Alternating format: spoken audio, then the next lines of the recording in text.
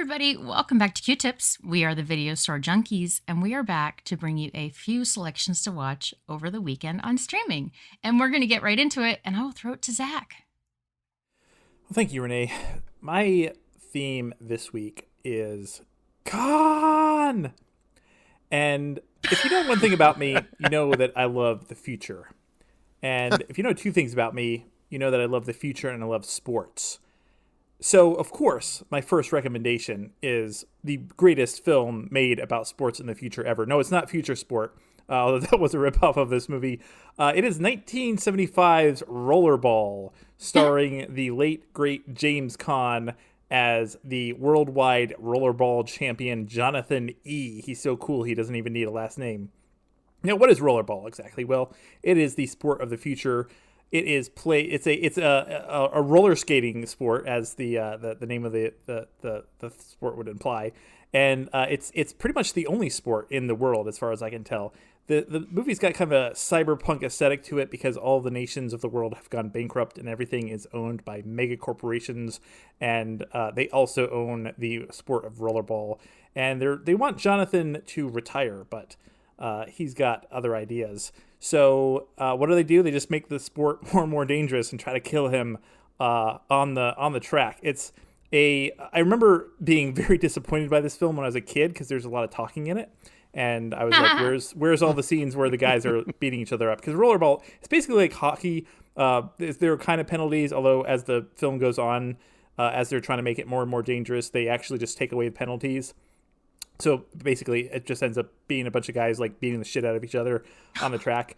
But it's got kind of a cool, I like it. It's a very 70s futuristic dystopia type deal, but I really like it. I mean, it's got a lot of commentary. It's not exactly deep commentary, but a lot of commentary on class and that sort of thing. So Rollerball is playing on Prime Video and Tubi and Pluto TV. A couple things I wanted to mention about this movie. I had watched this when I was a kid, like I mentioned, but just rewatched it like the other week, and of course I had to go look up some stuff about it. First of all, this was directed by Norman Jewison, who also directed Jesus Christ Superstar, amongst other films.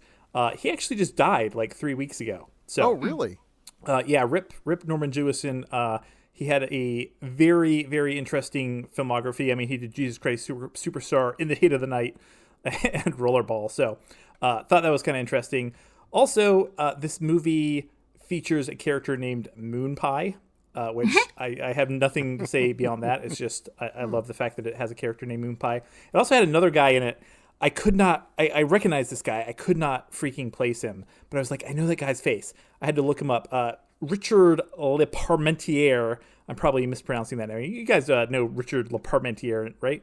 No? Okay, well, you know if you saw him because I was like, oh my God, I know this guy's face.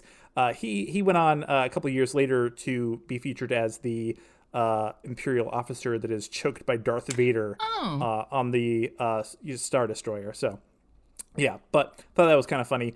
And I will also mention, okay, so this is a film that was remade in 2002. Mm-hmm. So as usual, I'm going to mention that you were looking for the 1975 version with James Caan, not the 2002 version with Chris Klein and LL Cool J. As much as I love LL Cool J, don't get me wrong. No, I kind of went down the rabbit hole a little bit on this film. And yeah, so this the remake, which you shouldn't watch it. It's phenomenally bad, but it's kind of surprising because it's directed by John McTiernan. And for those of you who are familiar with John McTiernan, he had some of the best action films, arguably, of the 80s and 90s. He directed Predator. He directed Die Hard. He directed The Hunt for Red October. I mean, he had a lot of hits. This is the movie that literally ended his career. And now you might be saying, wow, it must have bombed really badly.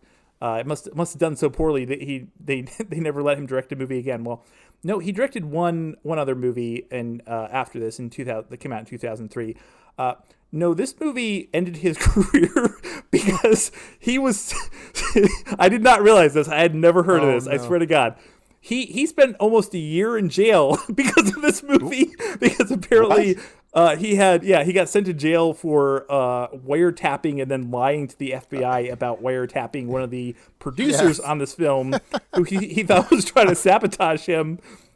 I for some reason I did not know that, because I've always kind of wondered what happened to John McTiernan. I mean, he was hot shit. Yeah, it's a great story, and he was he did such a bad job, and just dug himself a deeper and deeper hole, and every opportunity he had to plea out of it or something, he screwed it up. And then Hollywood, which will forgive literally anything, including things that you should be tarred and feathered and horsewhipped for, did not forgive this. Yeah. Wiretapping them? Hollywood. Everyone in Hollywood lives in fear of someone who would wiretap them. Mm-hmm. Yeah. Well, it was also one of the producers, so you got to go after the little guys, not the big guys. Right. So. Yeah. Go after the best boy, the gaffer. Yeah. Anyways, that's all neither here nor there, because we're not here to talk about Rollerball 2002. We're here to talk about how you should watch Rollerball 1975. Let me just say it one more time. You can watch it on Prime Video, Tubi, Pluto TV. I apologize. That was a bit of a rabbit hole there, but I went down that rabbit hole myself, so I thought I would share it with everyone else. And speaking of people who should probably be in jail, no, I'm just kidding. I'll pass it to Renee. No! We're all wondering, which one? Yeah, no. It's funny. I kind of had a feeling. I thought, oh, shit, it's going to be me. Yeah. You giggled, so you got it. Yeah. Oh, my God. Well, thank you so much. So this movie is a childhood favorite of mine. Gosh, I had not seen this movie forever. And there's a scene in this movie that has stuck with me my whole life. And if you know this movie, I think you might know what scene I'm talking about.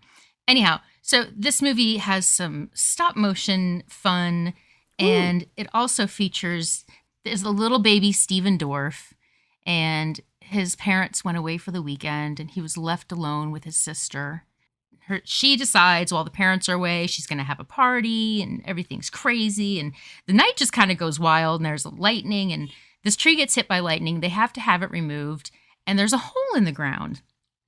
And, of course, what are you going to do when you're a kid and you find a giant hole in your ground? You're going to explore. Unfortunately, things can happen, and you may release a demon or two. But luckily, you've got your good friend Terry around, and he knows a lot of stuff, and he's going to help you figure this out. That's right. This movie is from 1987, and it is The Gate. Oh. Yay! Yeah. You can watch this movie on Amazon Prime and Tubi and the Roku channel. And there is a traumatizing eyeball scene. I'll just leave it at that. That's pretty wide open. But to me, it was traumatizing. So yeah, it's just a fun little movie. I would kind of think of it as a nice little family-friendly horror movie. It's got, the cast is young, obviously. The characters are pretty well fleshed out. They give a lot of, they give some dimension to these kids. You typically don't find a whole lot going on with kids in horror movies, but this one's pretty good. And so this movie is The Gate, and you can find it on Prime and Tubi and Roku. And do you guys remember the scene I'm talking about? Where he I do believe so. He opens his hand and there's the eyeball. Ooh. Oh, yeah. Always freaky eyeballs like that. Was there a freaky eyeball in Beastmaster? Is it Beastmaster? Is there a ring with an eyeball in it? Did somebody have a ring with an eyeball? Oh, that sounds familiar. That sounds familiar. Yeah, freaky eyeballs. Yeah. I know there were a couple. Oh shit! I need to pass it. Oops. Oh, yeah. Good night. These are our 2 tips for everybody. Yep. Well, yeah. So on that note, I will throw it to Bill. Hey, well, my theme was going to be movies based on stuff by Robert E. Howard, and then I found out that Solomon Kane apparently isn't available anywhere, which kind of boggles my mind because it's why wouldn't it be? But then, oh well, we've gone over that before. So I'm going to start with the one probably everyone knows the best, which is Conan the Barbarian from 1982. It's on Prime Video. And this movie inspired so much crap that came after it that I think people have kind of forgotten. It's actually a pretty ripping good movie and has possibly one of the greatest soundtracks ever. The music in Conan is lit. It is so good, and you're like, wow, I haven't seen this movie in so long. But this music it haunts me. Well, because it's used in like every trailer, and this thing has just been mined to death. It's just a great soundtrack and a good movie to go with it. This is John Milius at his most Miliosity. It's got Arnold, young Arnold. He looks like a baby, ripped to the shreds. Sandal Bergman, who it just baffles me that she was not a bigger star. She's not conventionally beautiful, but she's got a dancer's body and knows how to move. They all had to do their own stunts because they couldn't find anyone who looked like Arnold. So what was the point? And so lots of injuries, a lot of good stories behind the set here. Thulsa Doom is great. James Earl Jones is absolutely great as the villain. He's so charismatic. This is just a fun movie. Yeah, it's got a little bit of Seven Samurai and a little bit of this, a little bit of that. A barbarian movie that opens with a quote by Nietzsche is great. And Arnold's quoting Attila the Hun. I mean, it's a good movie. It's just a whole lot of fun. He punches a camel. Come on. If you can't have fun with this movie, I don't know what to say. Just they don't make them like that anymore. Now, unfortunately, this movie really did inspire so much garbage. There was the brief 80s muscle man fantasy film. And then when you watch them, you realize, just how good Conan is. It's a real movie. They spent some serious coin to make it look good. I wish it had a little bit more sorcery to go along with the swords. There's a long-standing rumor that they were going to release a toy line based on this, and when they saw how incredibly violent, and it is, bloody and violent, when they saw how violent it is, they changed it to He-Man and Masters of the Universe, but my research indicates that's probably not the case, although it's a good story, so let's just say it's true anyway. So, yeah, a lot of fun, definitely worth watching. Revisit this, and you might be surprised at just how good it really is. I actually rewatched this like maybe a month or two ago, and really, I was struck at first of all, the theme lives in my head. I mean, it's going through my head right now. It's just always in there. So yeah, I think the thing that really struck me though was how well a lot of the special effects hold up, and I think that's because like John Milius knew his limitations, and he shows you bits and pieces. Like he knows not to linger on the things for too long because he knew that he couldn't sell a 20-second shot at something, but he knew that he could sell a 5-second shot at something. Like that snake, man, that works. Like the giant, it works. It is a fantastic scene. Yeah, yes. And it's not corny today, even 30, 40 years later.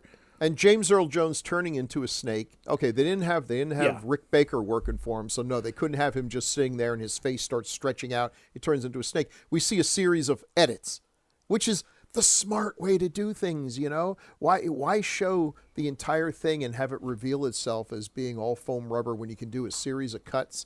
And yeah, James Earl Jones just turned into a snake. I totally buy that. Yeah, you're absolutely right. Go ahead. Oh, sorry, you forgot to mention the real star of this movie, though, Bill, was the hairstylist for James Earl Jones. Oh, that page boy haircut. Phenomenal. I know, but who's going to tell him? The scene where he kills Conan's mom. So here's the thing. This is one of the few movies that I actually got to see before anyone else did. They had a sneak when I was going to college in St. Louis. And they said, "Hey, we're gonna do a sneak preview of a fantasy movie." I'm like, "I'm there." And Conan comes up. Now it wasn't completed, and we got to watch the whole thing, and then we filled out the little card at the end.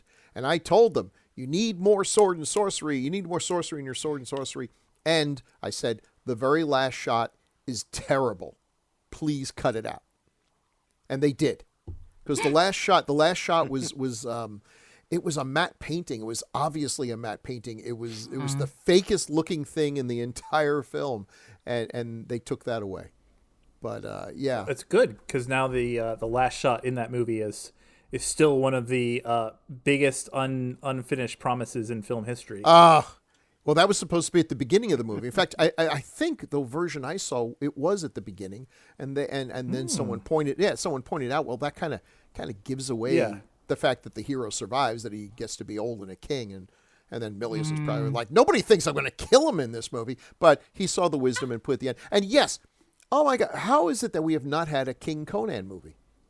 Oh, God. I'll tell you why. It's because of Conan the Destroyer. Probably killed the Conan IP. the Destroyer was bad, but I don't think that I don't think it lost a lot of money. Oh, really? Okay. I don't think so. I mean, it. But every now and then Milius would come and say, "Hey, I've got a script for Conan." This, by the way, was co-written by John Milius and Oliver Stone. Although most of Oliver Stone's stuff was jettisoned. Thank God, because apparently in Oliver Stone's version, this took place in a post-apocalyptic future instead of the distant past, and also Conan killed Kennedy. So I don't know. Good call on Milius's part. Look. All I'm saying is my favorite Conan story ever. You remember when there was Conan, the Marvel Comics Conan? Oh, of course. For a long John time. Buscema art. There was a What If story. You remember What If? I remember What If. The one where Conan gets trapped in present day. So what does he do? He becomes a pimp. Yes. Yes. Yeah.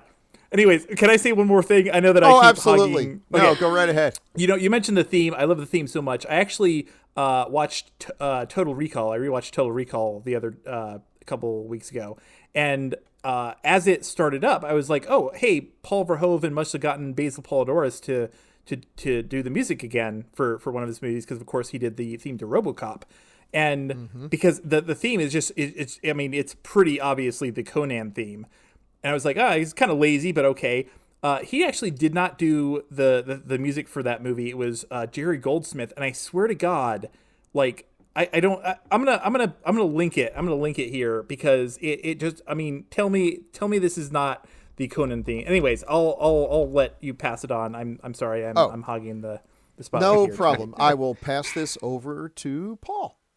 That was such a long digression. You could almost say welcome back. And that kind of fits my theme. And my first recommendation is the TV show Welcome Back, Kotter from 1975, starring Gabe Kaplan. And it's playing on Tubi. Wow. Now, there are 4 seasons. Just skip the 4th one. I'm just going to say, first 3, much better. So you've got Gabe Kaplan plays Gabe Kotter, who comes back to his high school to teach the remedial class that he had been in. The remedial class that goes by the name the Sweat Hogs. And you've got John Travolta as Vinnie Barbarino, Ron Paolo as Arnold Horshack, Lawrence Hilton Jacobs as Freddie Boom Boom Washington, and Robert Hedges as Juan Epstein. And not to mention throwing in Marcia Strassman as Mrs. Cotter. We all fell in love with her there. It's a goofy 70s sitcom that actually has surprising amount of heart. And if you watch the first episode, you'll even see a very young James Woods as the theater teacher. So there you go. And it's got a kickin' theme song that made it to the #1 on the charts because it was written by John Sebastian of the Lovin' Spoonful. Mm-hmm. So there you go. Great show, fun show. You even have Charles Fleischer show up in it, though apparently only 12 episodes. I thought he was in it a lot more, but he showed up for 12 episodes as Carvelli. And Deborah Lee Scott is in it for only 5 episodes, but who cannot forget Rosalie Hotsy Totsy? Yeah. So there you go. Yeah. So anyway, there you go. That's about it. It's a quick and dirty recommendation. It's can I just fun. say, I watched that show first run when it was out, and that was must-see TV in my household. But it was one of those shows that fell victim to one of the characters is the breakout character, and suddenly it's the Horshack show. Oh, yeah. Yeah, definitely. Yeah, by the 4th season, just forget it. Yeah. So just watch the first 3 seasons, I recommend. Well, by the 4th season, all those kids should have graduated anyway. I mean, how stupid were they? Well, apparently, Gabe Kaplan wanted them to go on to community college and then have Cotter teaching him at community college, and they said, nope, we needed more of the same. So, yeah. Well, what can I say? Anyway, speaking of bad segues, I'll pass this to Zach. Oh, thank you. I thought you were going to say, speaking of people who were in school for far longer than they should have been. I'm drawing a blank, folks. It's been a good day, but a long day. Yeah, fair enough. Okay, well, let's continue my my theme this week of Khan, and let's talk about a film that I think I have recommended before, but I'm going to recommend it again because I think it's one of those movies that does not get talked about a whole lot, but it is a fantastic display of James Caan's acting ability, and I'm of course talking about 1981's Thief. Now, this is a Michael Mann film. And if you know anything about Michael Mann films in the 80s, it is about criminals. And James Caan plays a safecracker, and he's gonna retire. He's gonna get out of the crime business, and he's gonna go straight and start a family after doing one last job. And if you've ever seen a movie about a criminal doing one last job, well, you know it might not end great for him. I'm not gonna say anything else. This is a fantastic crime film, though. I mean, this is Michael Mann had a kind of a run there for most of the 80s, where I mean, it was like this Manhunter. He just couldn't miss. It's also got a fantastic score by Tangerine Dream. I don't know, you guys probably know that I love me some Tangerine Dream. And it's not only does it have James Caan, it also has Dennis Farina, Jim Belushi, and Willie Nelson in it. So, great cast. Now, where can you watch Thief? Well, you can watch it on the Roku channel, Hoopla, Tubi, and Pluto TV. And speaking... Oh, no, I gotta be nice. I was about to say something mean. Speaking about someone who's just got to do one last job before they get out, I'll pass it to Renee. Oh, thank you so much. Actually, that's kind of funny because this recommendation also stars a fellow who's got one last job before he can get out. And you know, sometimes you just gotta put the pedal to the metal and play footsie with fate. That's right. This movie is 1996's Space Truckers, because that's what you all want, is a little bit more Stephen Dorff and Dennis Hopper and Charles Dance and Debbie Mazar. But holy moly, mostly Dennis Hopper. No offense to Stephen Dorff. But oh my gosh, this movie is so bizarre but fun. It's somebody like ate the rainbow and then threw it up all over everything. There are some really, really funny lines in this movie. There are some goofy bits of this movie. It's just so bizarre and so fun. And it's based off of a video game that Zach is not done creating yet. So eventually that's going to happen, and we'll all know the game that this movie was based off of, because I swear to God, it just feels like a video game adaptation of, a movie adaptation of a video game. It's just so strange and bizarre, but wonderful all at the same time. So yeah, my recommendation is Space Truckers, and I believe you can watch this in the exact same place as your last recommendation, Tubi and the Roku channel and Pluto and one other place that I can't remember. It's always the last one. Sorry to the last one. It's fine. While you're figuring that out, I will mention that this movie is, I don't think you mentioned that this is a Stuart Gordon film. Yes, thank you. Yes. He's talk about a guy who should have had bigger budgets to make his movies, but he refused to work within the system, and so he did what he could. Paid the price. Yeah. And he did Dolls. Love Dolls. Mm-hmm. He did a lot of great movies, but Dolls, that's a standout for me. So yeah. On that note, I'll pass this to Bill.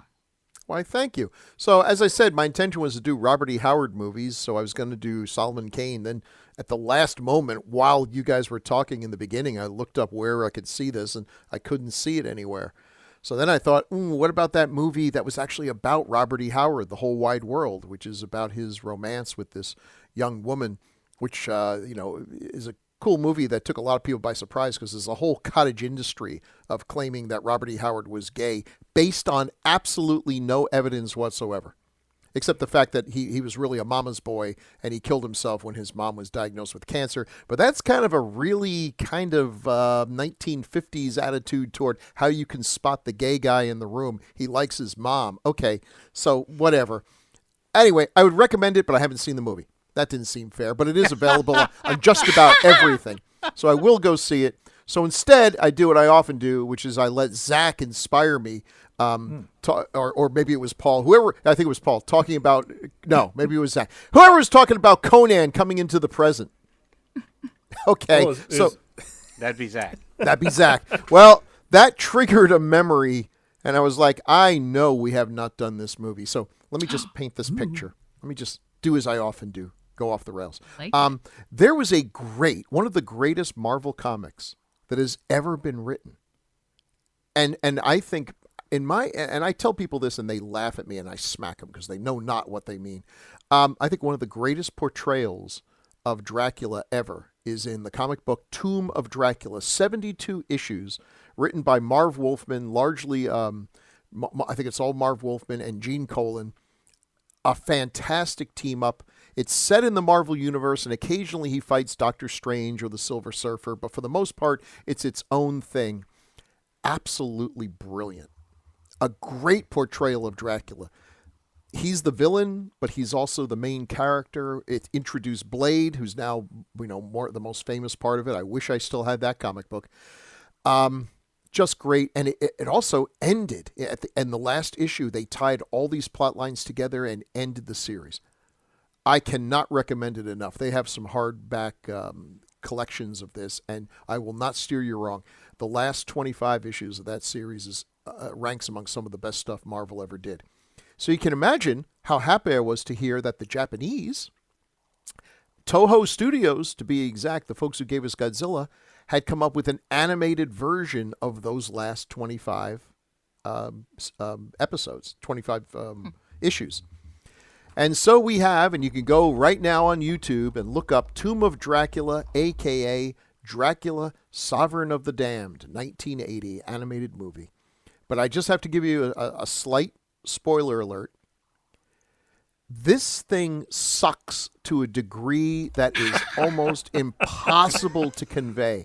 And just to add insult to injury, if you were to scatter around there, just sort of move the cursor and press on it, you might well come across some panels that actually look like Gene Colan drew them. Which is all I wanted. All I wanted was the story and the animated art of Gene Colan and Marv Wolfman, and they sort of give it to you. But holy God, this is awful. It's terrible. It's got some of the worst. First of all, the animation is subpar. And they don't make up for it as some Japanese anime can do by having lots of style and stuff. It's not terribly well done. It has a couple of sequences that are so bad. There's a scene, Dracula at some point becomes human. He falls in love with a human, and he becomes human, and we actually get to see Dracula at a discotheque. We get to see Dracula when he loses his powers, eating a hamburger. And it's like it's a major plot point. And literally I'm choking up because this was such a desecration of just one of the best things ever. And I spent money. I ordered this like on the gray market because it never got any good release. And I'm watching this and I just could not believe I couldn't turn away. I could not turn away. So you can relive the suffering and watch this and just realize what could have been, because it really does follow the story largely. We've got his son, who's sort of an angel. We've got the final battle between him and the Drac Pack. It doesn't have Blade. I think maybe at this point Blade had already been sold off or something. That's about the only thing missing.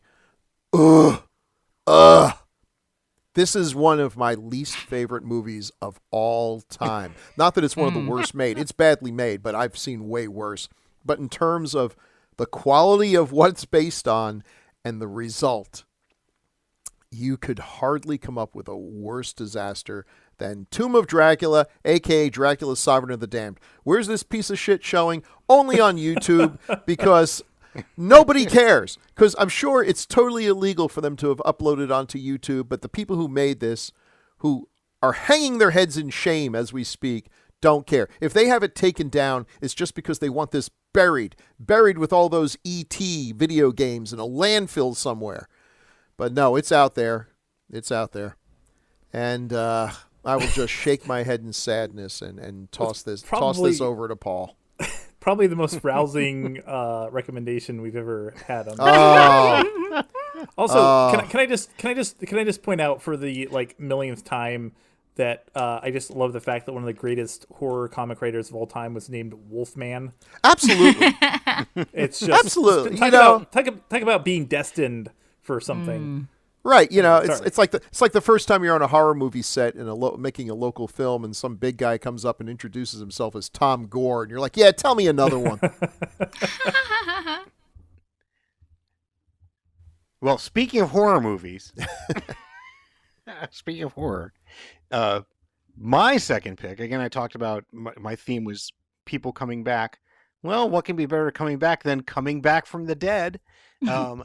And what I'm recommending is the Turkish TV series, limited series. It's only 8 episodes. Creature, also pronounced. The original title is Yaratalan. I don't really speak Turkish, so but you can watch it subbed or dubbed. It's on Netflix. It is sort of a Turkish version of Frankenstein, and when I say that, like almost all Frankenstein films, Bill, how close are they normally to the story? Not very. Unless it's Frankenstein, it's the true story, in which case it is a million miles away from the actual story.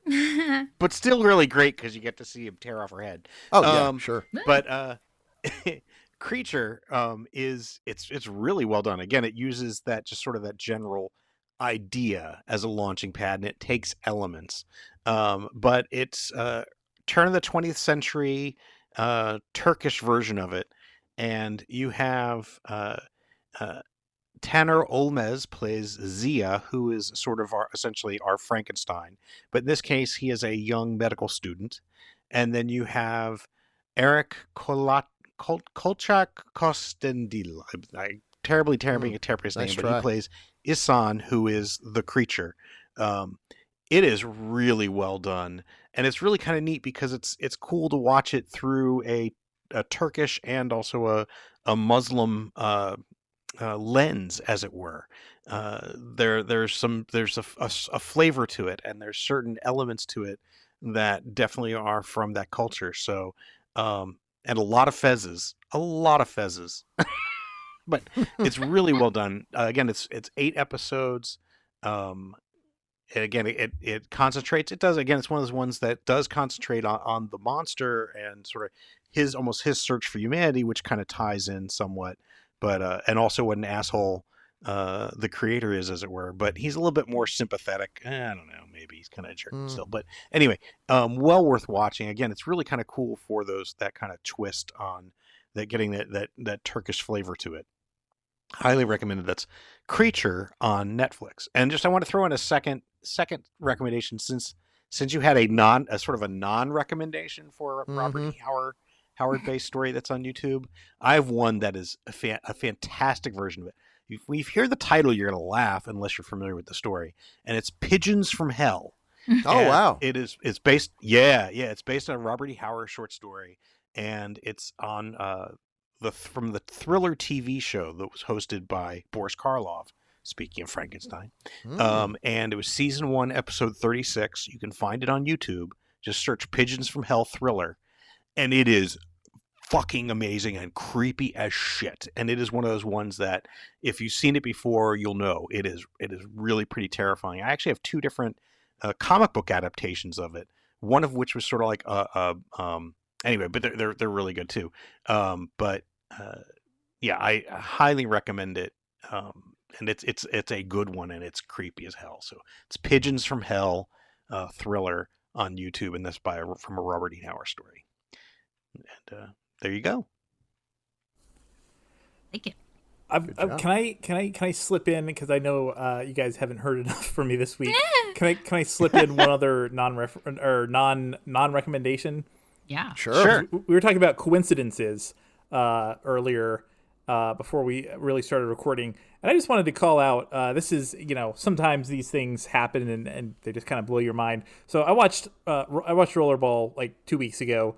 Loved it, obviously. And I was watching another movie. I was watching a little movie, 1984's Ice Pirates, which if you guys Wow. don't remember this one, it's a real classic. It's got Robert Urich, is it Urich or Urich? I don't know.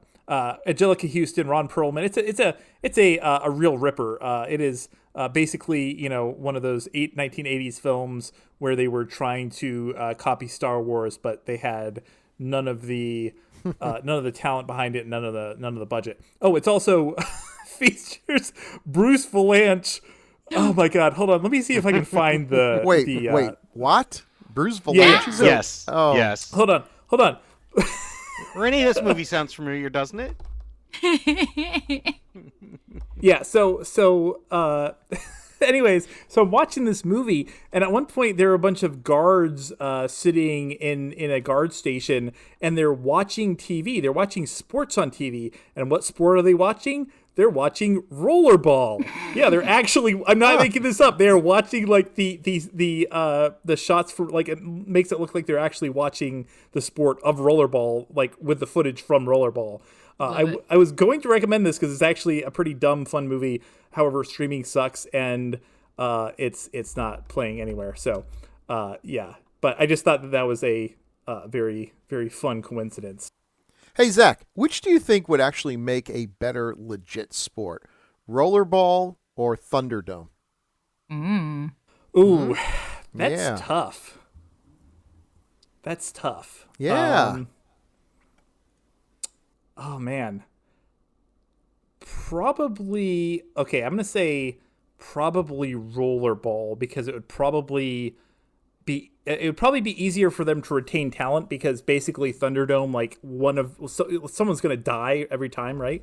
Yeah, see, I don't that's part of the appeal for me. But yeah, no, you raise a good point.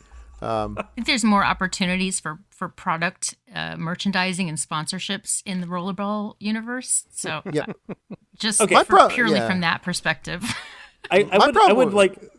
Oh, sorry. go Go ahead. ahead. No, I was going to say my problem with rollerball is that it's pretty much roller derby, and I watched roller derby when I was a kid, and I even after many hours of watching, I never figured out the rules. Didn't seem to make any sense.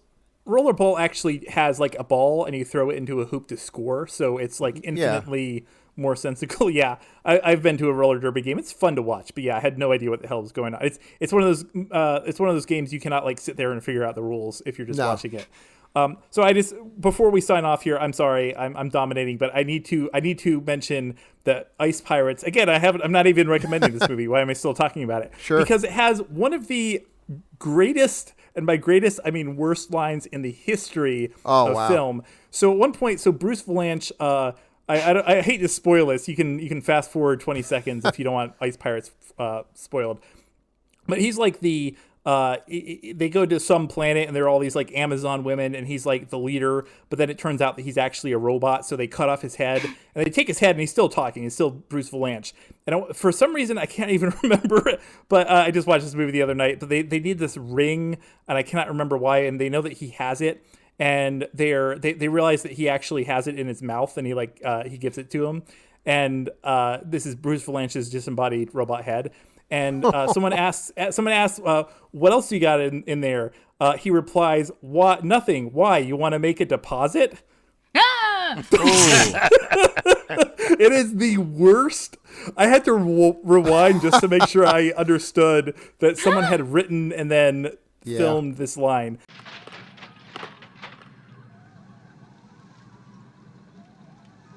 It was a gift.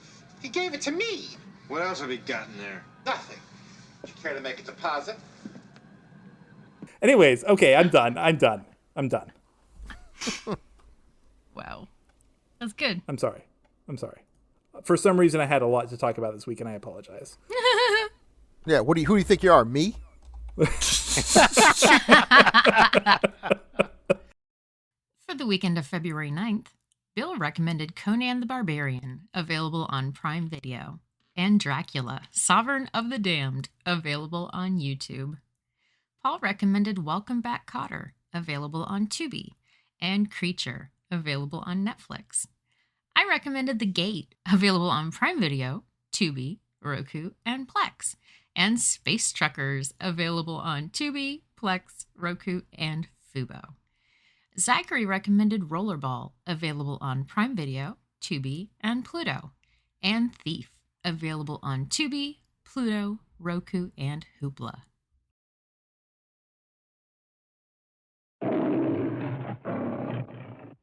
At last, the space comedy you didn't know you were waiting to see. The Ice Pirates. In the far distant future, in a galaxy where those in the know don't go, real estate is cheap, and they've got great sushi. But there's no water. You got any water? It is a time when desperate men will swing from the chandeliers just to get a drink. Just take a look at that. Good men like Jason, space pirate and explorer of the cosmos. His chief engineer and fellow rogue Roscoe.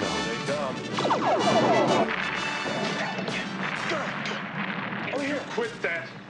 And the beautiful Princess Karina. One tiny band who must bust their buns, battling the masters of all the water in the galaxy. The evil Mithradoids, famous for not being nice. Killing you would be too easy. I have something better in mind.